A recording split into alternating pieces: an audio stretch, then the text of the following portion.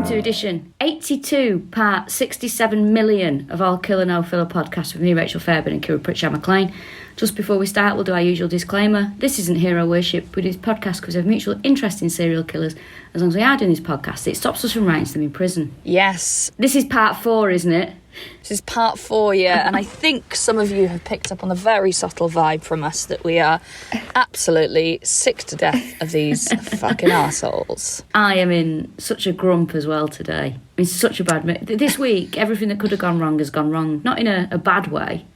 You know, nobody's died. Well, not yet anyway.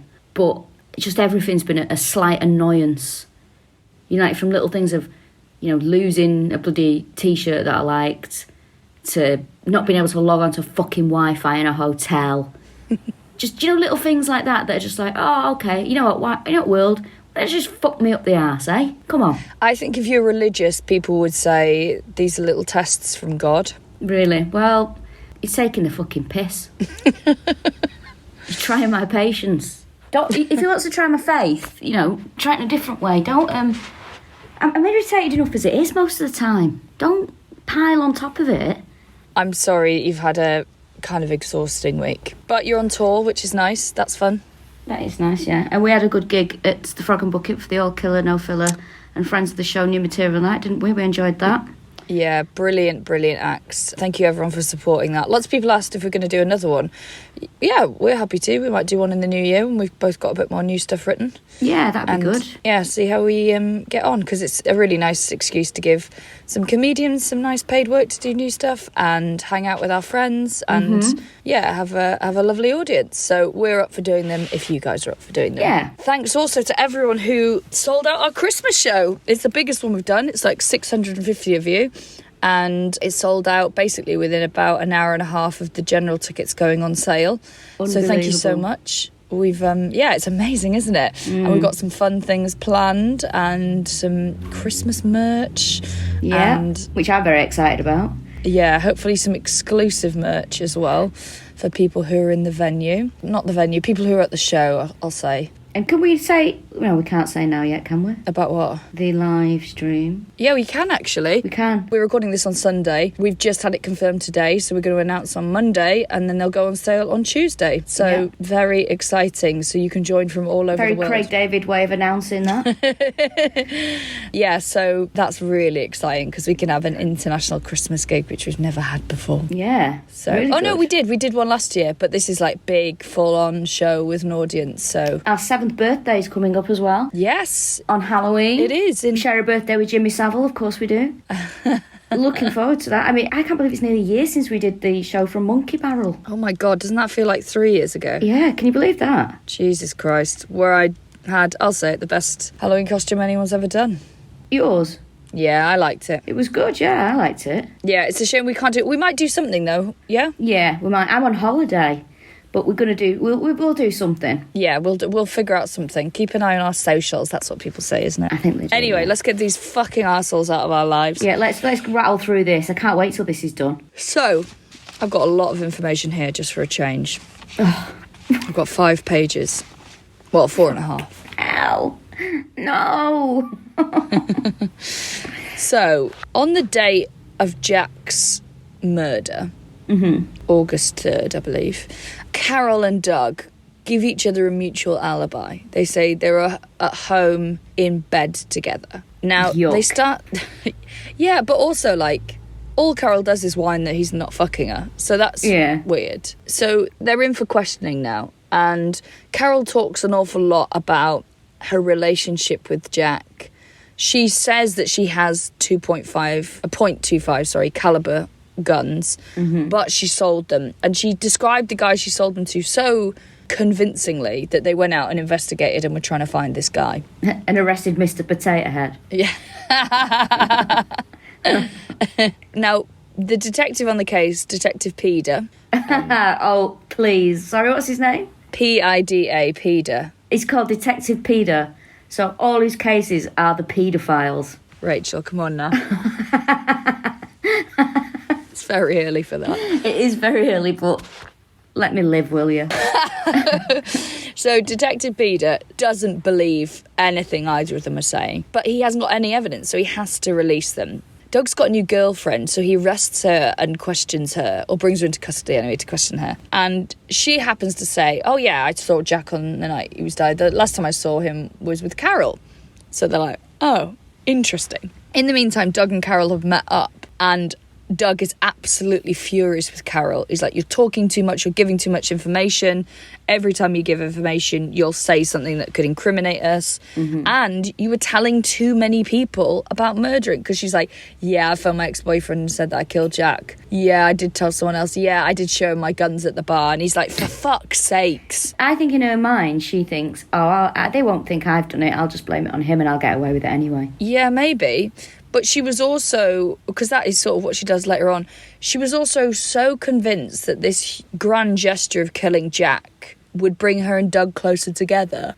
And that's all she wanted. She just wanted Doug to go, God, you are the woman of my dreams. Thanks so much for killing a guy you used to bang. So God. It's just this mad romantic gesture that all that happens is he screams at her more. And she wanted his admiration. She thought that this would mean that Doug was like, gosh, I thought you were just a follower, but you're a leader as well, and I'm so lucky to have you.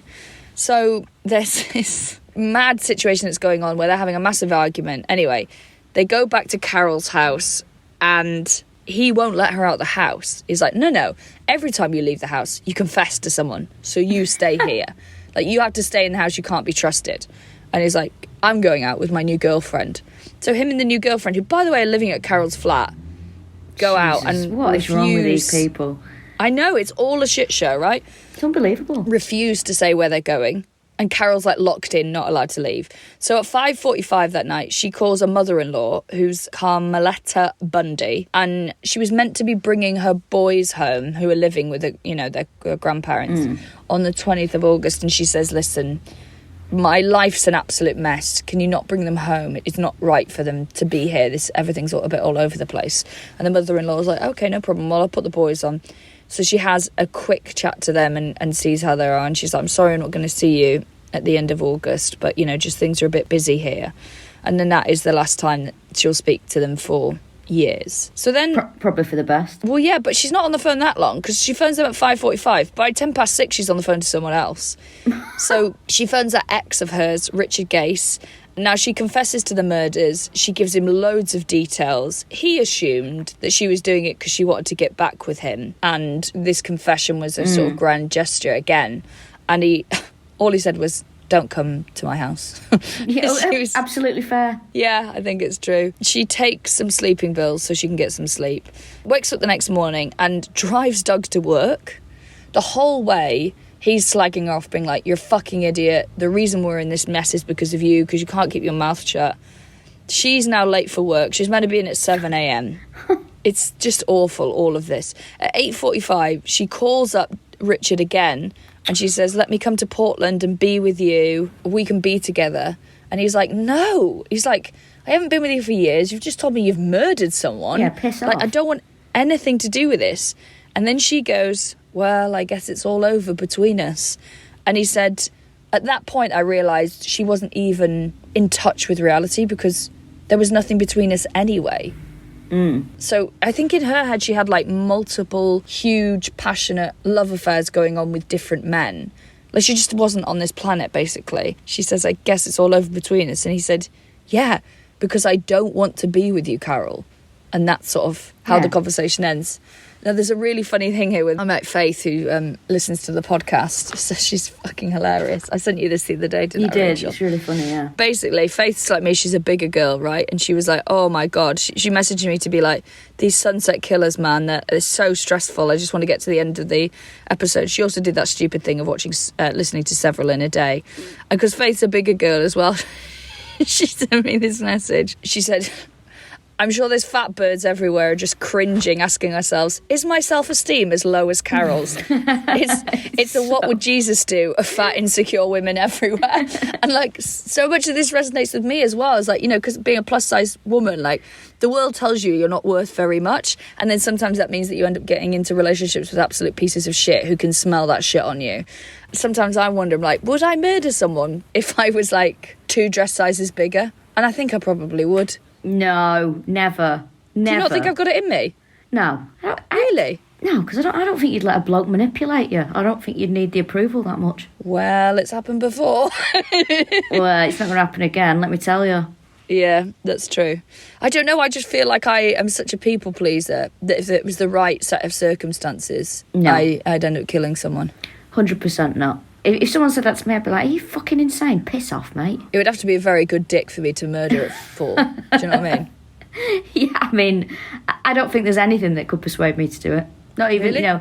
Oasis reunion. Nah, there's nothing. I don't think I've got that in me at all. I'm quite confident about that. Yeah, but you're also very sort of like behind closed doors, very sort of sensitive. I am actually, yeah. Whereas I am behind closed doors, a maniac. A cool, calm, collected, completely emotionally dead maniac. I'm going to start spreading that rumour. Well, people that think about me that I'm, what they think about me because of my stage persona, and then, I'm fucking bursting into tears because I've just seen an old man on the TV. Yeah, you cry a lot. Yeah. Yeah, for someone who's meant to be like spiky and, like, fuck you, you do cry an awful lot. I'm not trying to be like, I just feel things so deeply. I do though, and I hate it. Like, if I see something sad or if something's upset me or whatever, I feel it so deeply that it takes over me for a bit, and I hate it. This is why the only things I like to read are fucking ghost stories and are horrible things that aren't true, because I think that when I see things that are true, that just like, I don't know. Is that you being an empath then, I guess, in that you feel very profoundly? Yeah, and I hate it. I really hate it. I'd rather have absolutely no compassion whatsoever. Yeah, I agree. So, she's had this mad conversation with her ex where she's like, I guess it's over between us. And he says, I don't want anything to do with you. You're murdering people. We're not getting back together. We haven't been together for years. So, she's meant to be in at work at 7. She rocks up at 10:30am.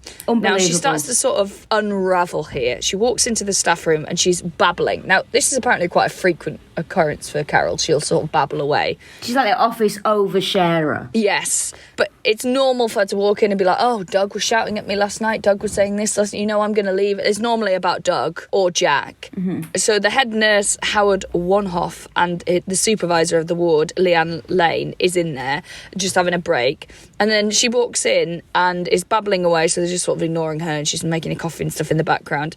Then she gives a full confession to murdering Jack in this babbling state and be like, and then I took him into the van and then I shot him in the head, after tying him up. And straight away, the supervisor, Leanne, was like, this is real and I'm immediately gonna call the police. So Carol is like bumbling around having this confession and then just walks out and leaves with her mug of tea. As she leaves, she goes, I can't take this anymore. I'm going home. I'm calling the police. And Leanne's like, fuck. So calls the police. Now, very quickly, the police surround the whole hospital. Now, it's like one of these like high-rise hospitals. So the upper floors are sealed off where Carol was. Now, what they don't realise is that Carol's gone downstairs to the basement where the nurses get changed. So they're like on the top, say, 4 floors being like, we have you surrounded, come out with your hands up. And she's in the fucking basement. She just wanders out.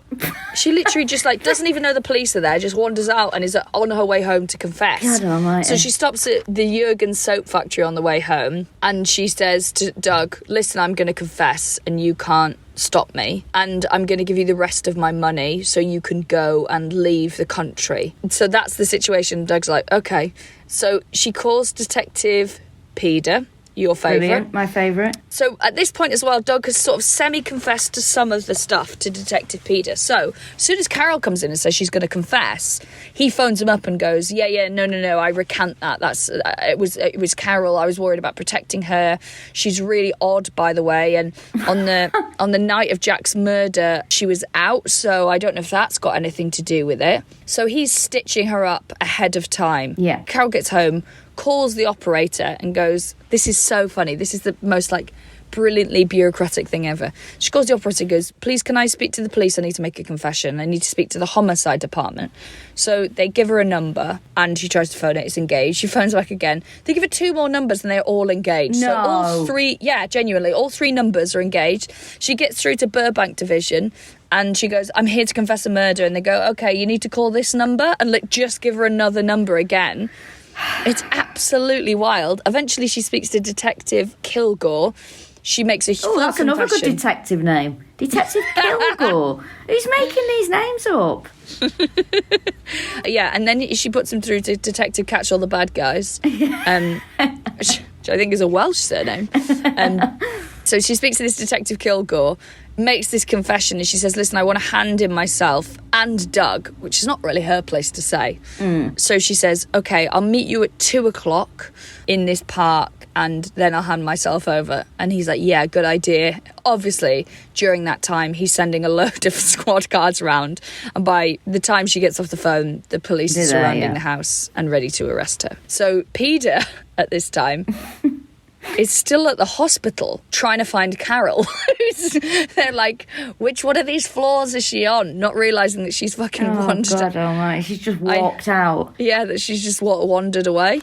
So he gets the call and he's like, he heads straight to Jurgen's to try and speak to Doug. So it's only 11:30am, right? He's on his morning break. So all the staff are filing out and he's standing there waiting for Doug to walk past. Now, Doug clocks him, walks towards him smiling, holding his hand out to shake it. And as he does that, Peter just clicks the handcuffs on him. That's what you get for being over-familiar.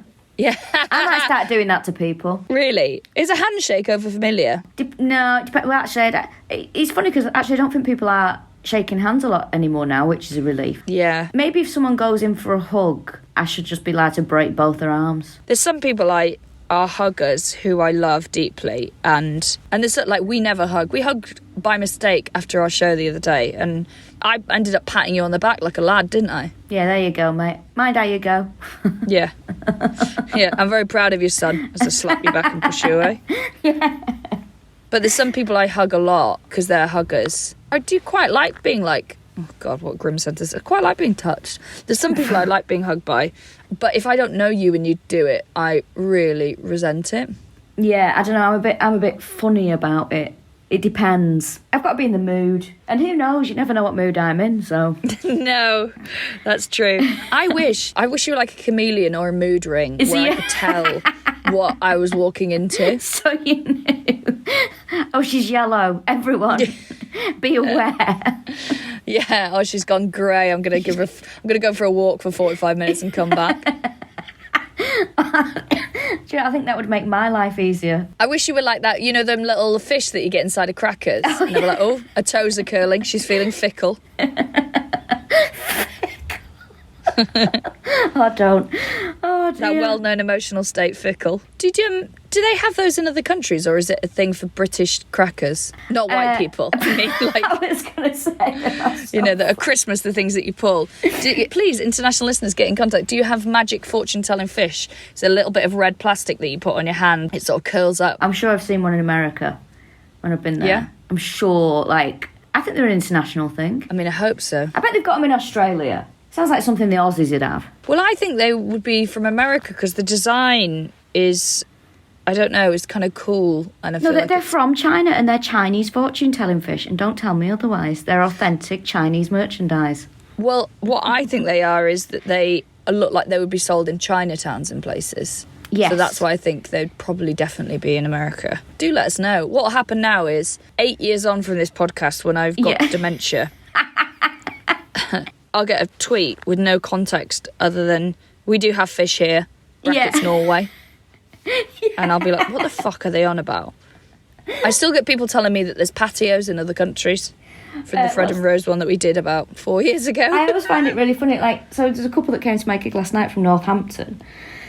They said we came from Northampton because we didn't think you'd go back there after the bar fight. I was like, what are you talking about? And I went, oh. And then I remembered, I was like, oh God, so years ago on the podcast I told a story about, I was in a pub in Northampton and there was a massive fight.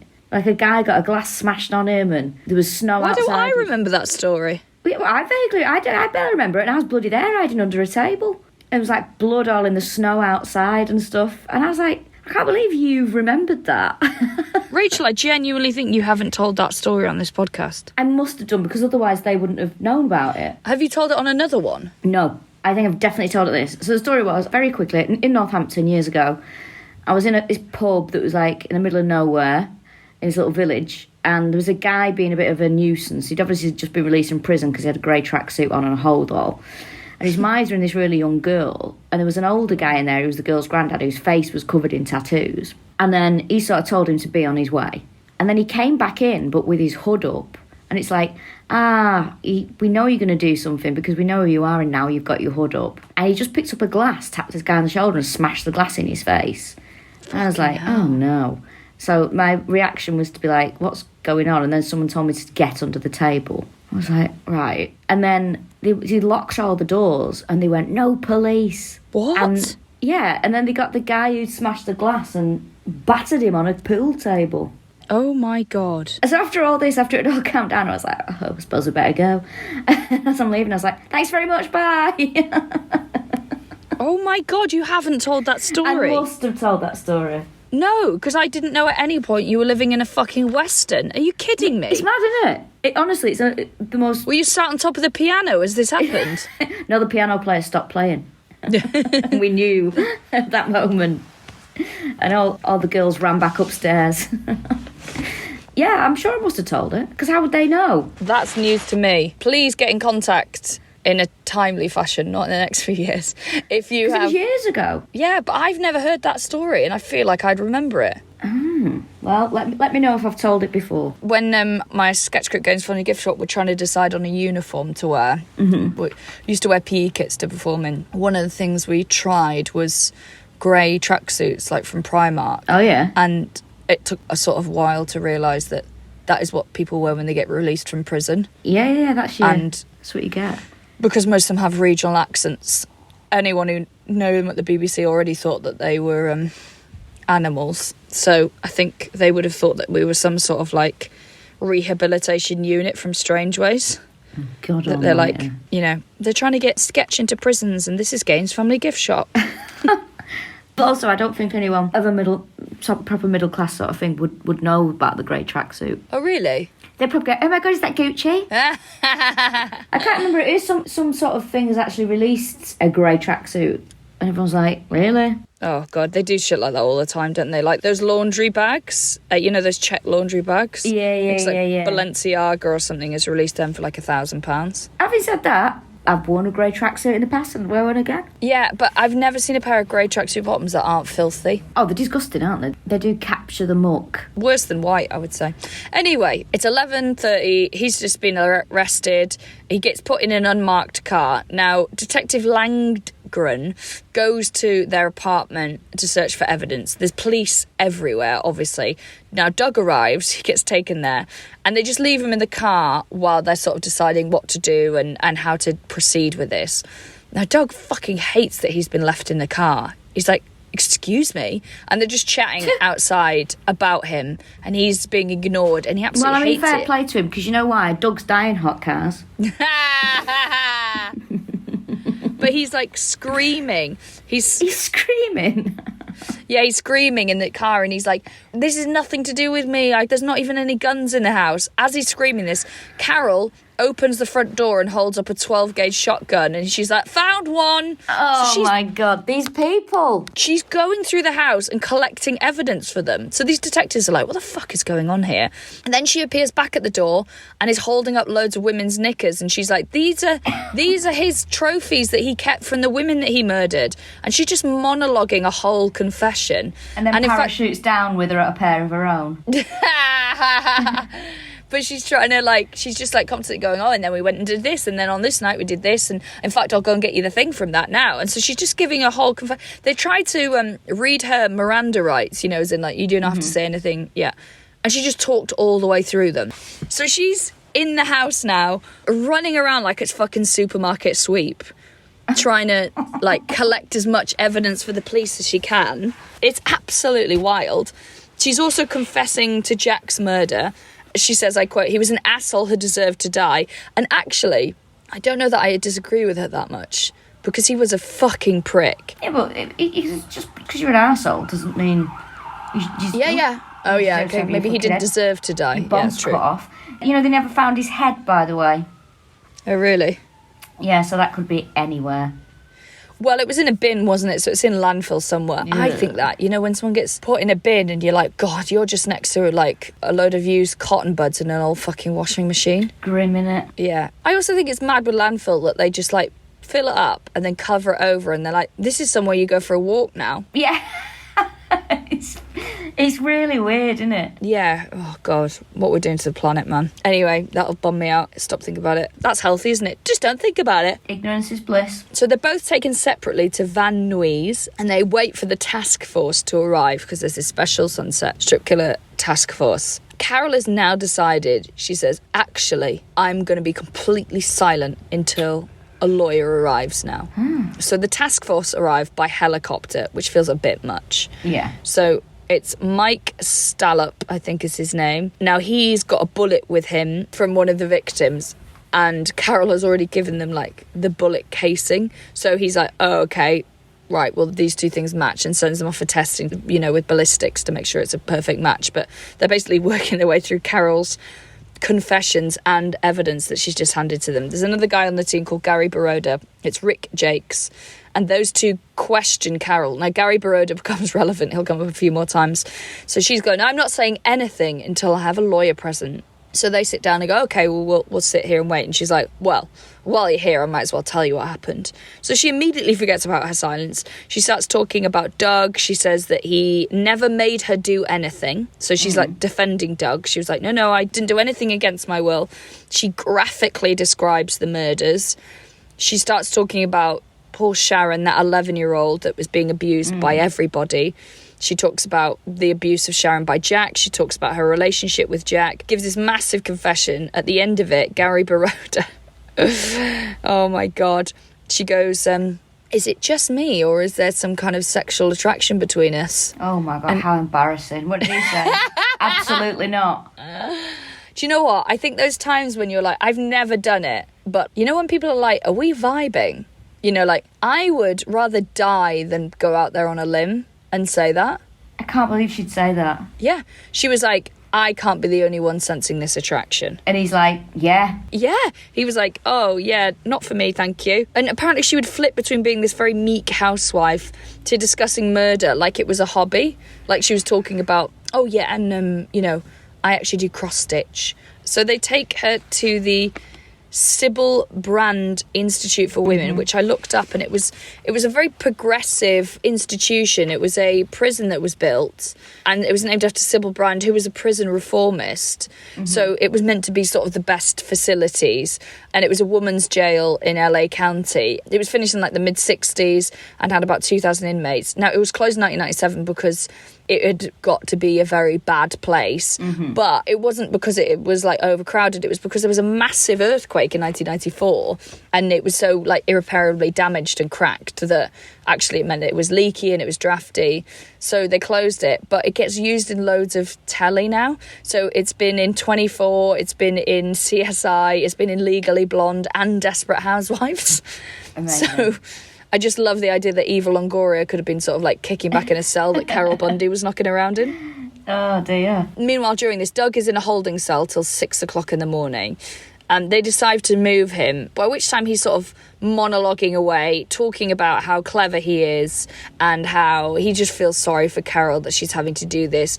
And they said when they're moving him, they said they immediately hated him. They said he was arrogant, he was cocky, he was sort of smiling at them and trying to patronise them and trying to talk in a soothing voice to show that he was in control. And they were like, this guy's a fucking asshole. They got so annoyed by him, this Mike Stalcup and Leroy Orozco, I think his surname is pronounced, that they go, can you just shut up? You're the most annoying murderer we've ever had to sit with. And that's saying something.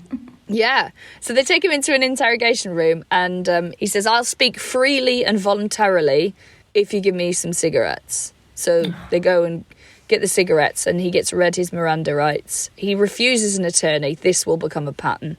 And they ask him about his upbringing, and they ask him about some of the crimes. But when they ask him about the crimes, they always follow up with a trivial question, be like, oh, what brand of cigarettes do you prefer? Because anytime he didn't feel like he was in control, he would shut down. So if they made it feel like he was being interrogated, he would stop talking. So they had to sort of dance around and make it feel like he was the one running the conversation. It's really clever. So irritating. Yeah, he is really annoying. So he admits to visiting sex workers. He admits to going to Sunset Strip. He admits to knowing Cindy Chandler. He admits to disposing of Jack's head on behalf of Carol. When he gets asked about that poor 11-year-old he's abusing, he said, oh, that little bitch will say anything to get a guy in trouble. Oh, okay. 11-year-old girl. Do you know who that reminds me of? Who? Fucking Rolf Harris. Oh, God, yeah. You know, he abused those children. Let's call them what they are. And then he's in prison. Wasn't his trial in somewhere like Preston? No, I don't think it was.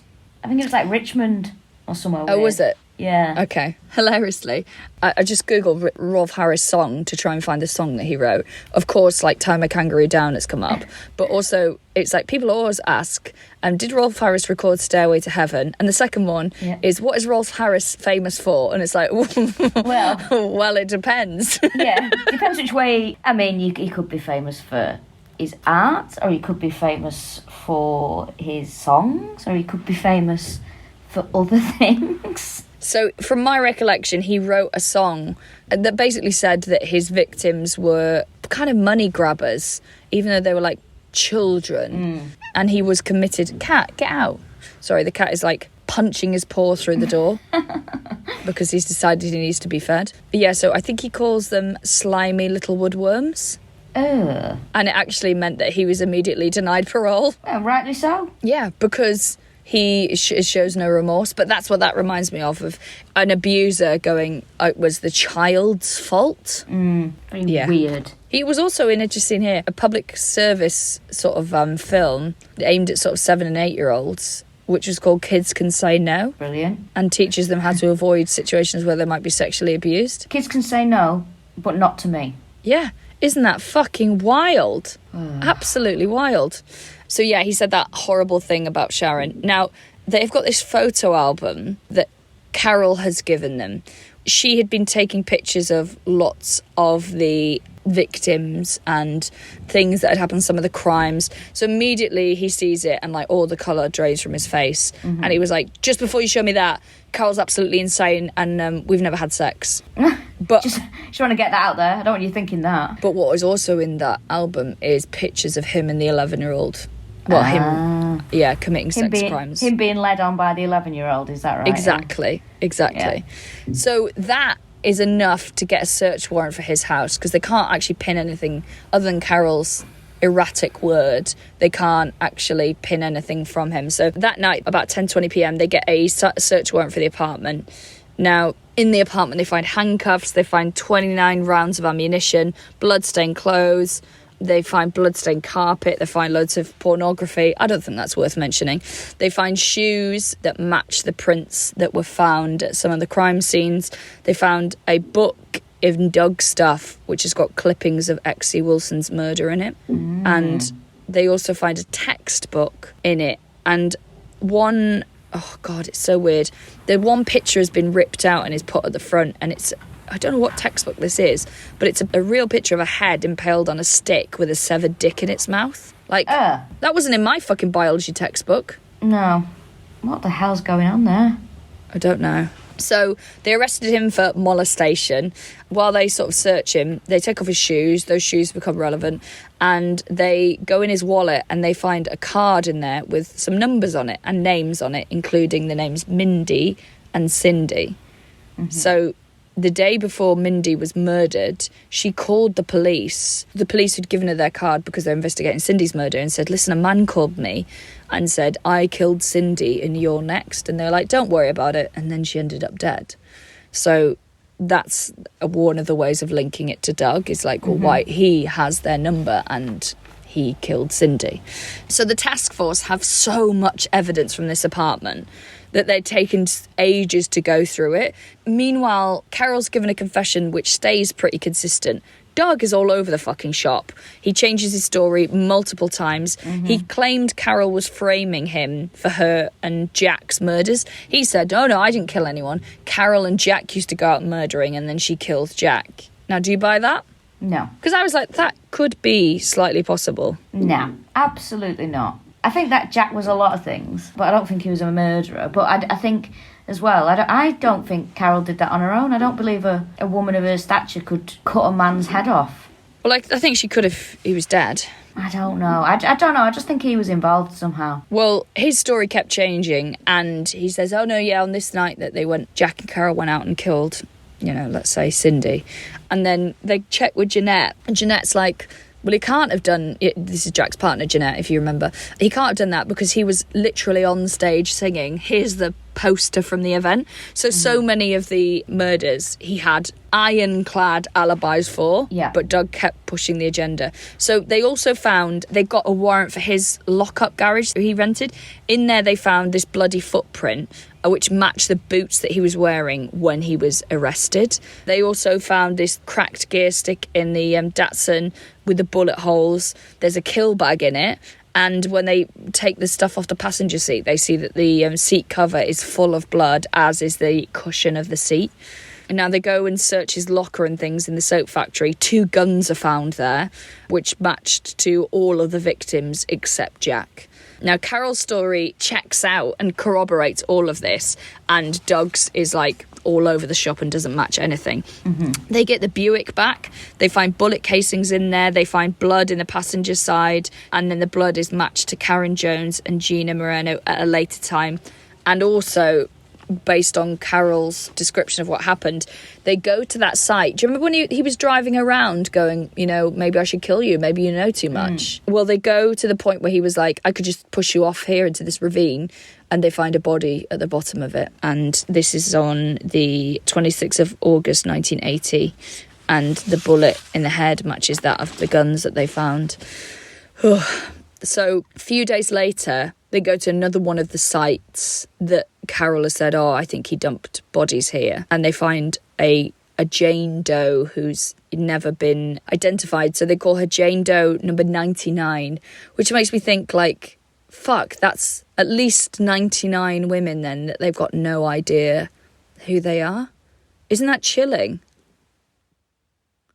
And there must be stats like that all over the world in every country. It's got to be, yeah. Yeah, where they've just got no idea who these people are and how they died. Ugh. Or you might know how they died, but not at whose hands. So in Jane Doe number 99's head, there is a bullet which matches the one that was used on the other woman. Now, it takes till March 1981 to actually find Kathy, who had to work out that it is one of the long-time Jane Does. I think she's number 29, is actually Kathy, and they finally identify her. So that is, I guess, a positive, is that women can come off this list of unknown victims at different times. So they're both locked up now, awaiting trial. They're both going fucking insane on the old letter writings. Carol is... What we should say as well, that what Carol said at one point as well, she claimed she was a reluctant partner in ours.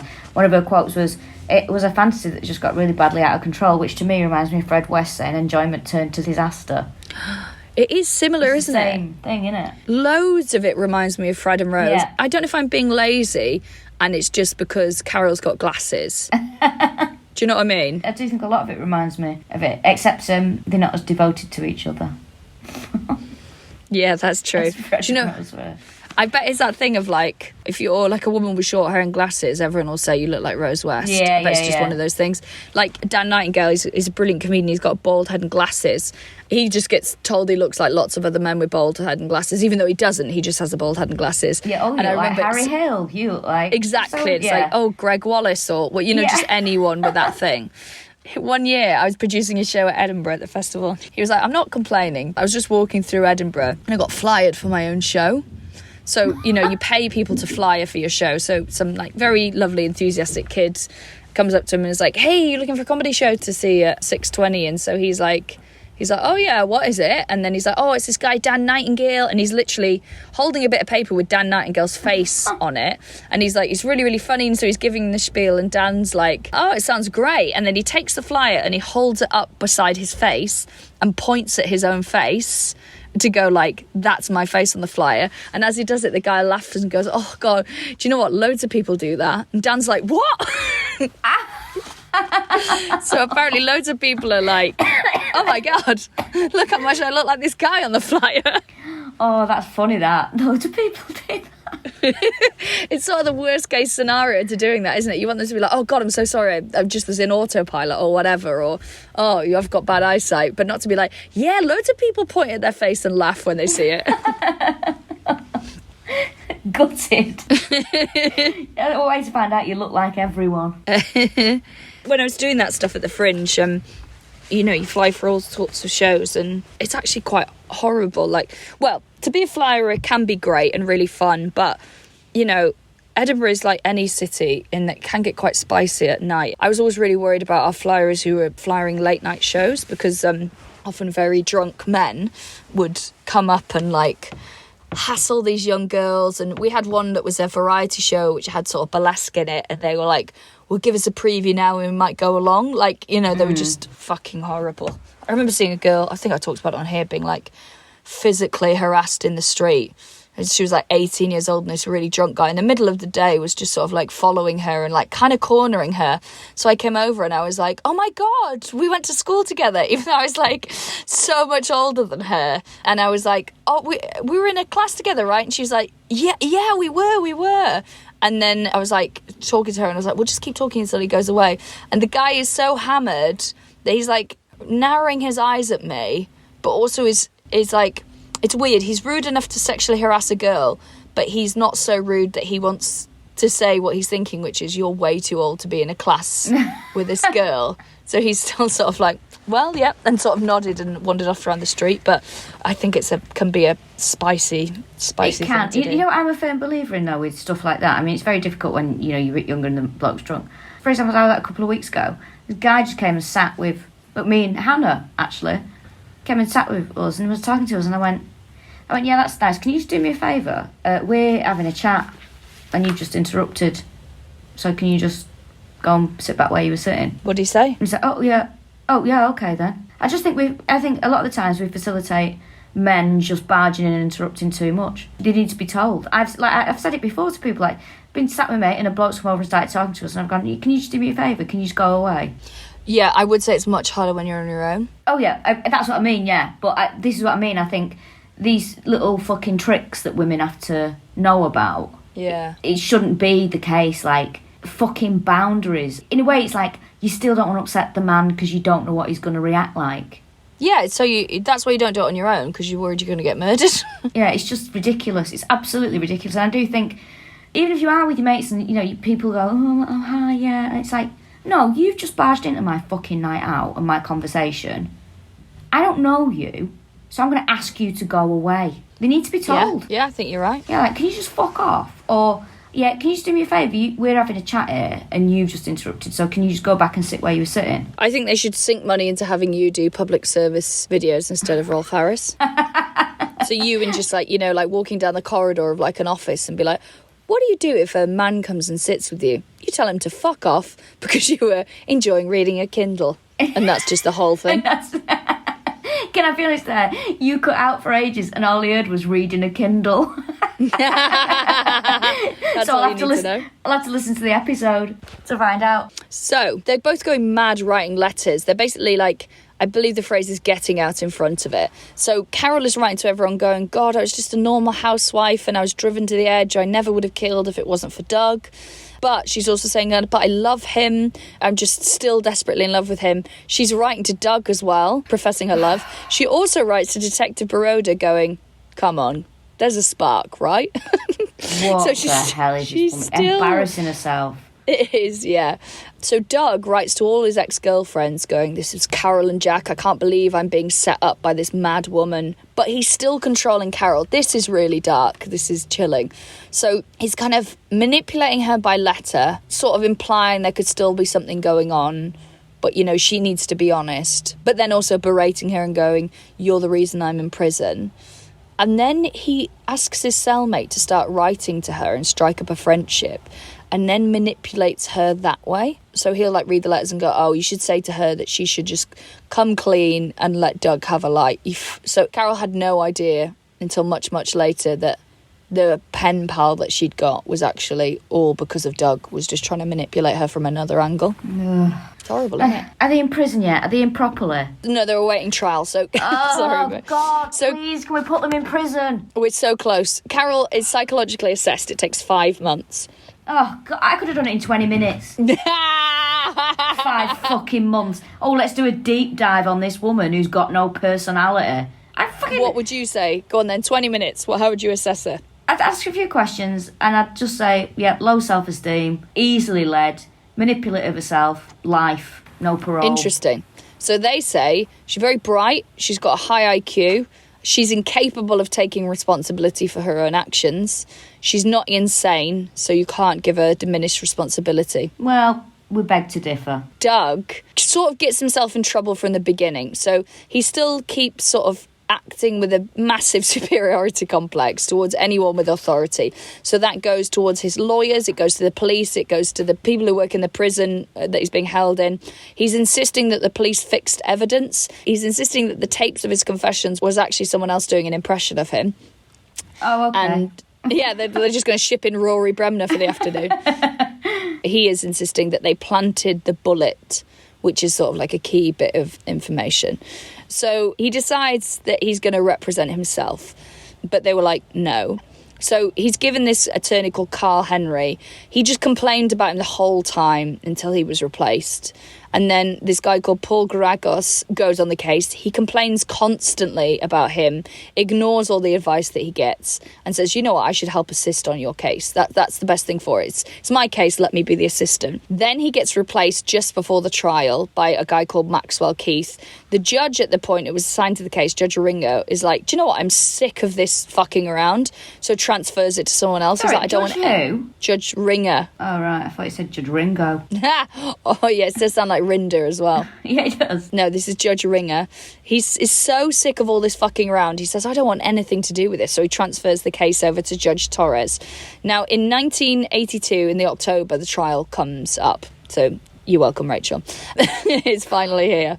But they're still not in prison. So Doug represents himself, but he is assisted by Maxwell Keith, which is like the last attorney to sort of hang on to it. Now, he throws massive tantrums in the court. He has a huge argument with the judge on multiple occasions. He yells over the prosecutors. He shouts over the witnesses. He couldn't cross-examine anyone because he was so terrible. He just wouldn't know what questions to ask them, and then he would lose his temper. And also, when he took to the stand, he was really bad as well. He wouldn't answer any of the questions. He'd yell over people. He'd lose his temper. So the jury already pretty much hated him. So Carol takes the stand for him as a defensive witness. Oh, God, I hate these people. Well, they've had some time apart, and Carol's actually a bit stronger now and a less sort of susceptible to his manipulation. So when he's trying to go, you did it all, didn't you, Carol? You and Jack. And she's like, no, we did it together.